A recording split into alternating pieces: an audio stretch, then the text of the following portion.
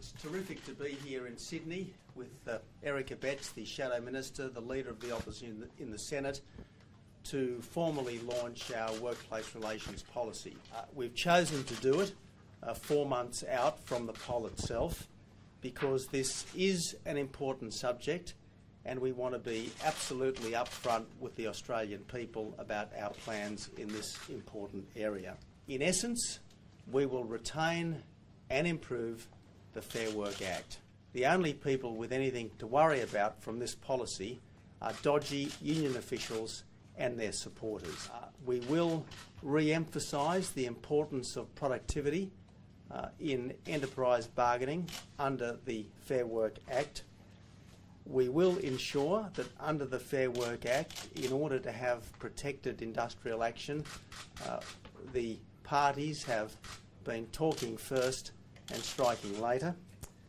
Importantly, we want all workers to have access to individual flexibility arrangements, and we won't allow them to be excluded by enterprise bargaining agreements.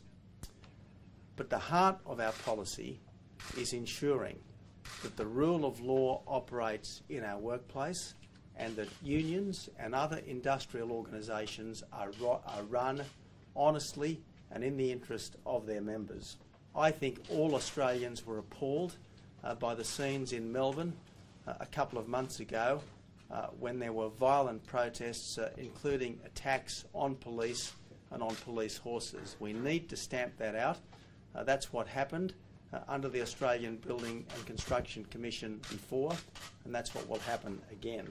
There has been example after example of rorts, rackets and even corruption inside some important unions. There has been example after example of rorts, rackets and even corruption inside some important unions. We've seen charges against Michael Williamson, the former National President of the Australian Labor Party. We've seen charges against Craig Thompson, until recently a member of the Labor Party in the Federal Parliament.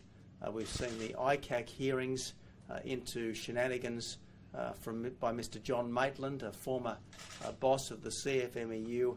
We need the same high standards of governance in unions as we expect in companies, and that's why part of our changes will be to ensure that dodgy union officials face the same penalties as dodgy company officials.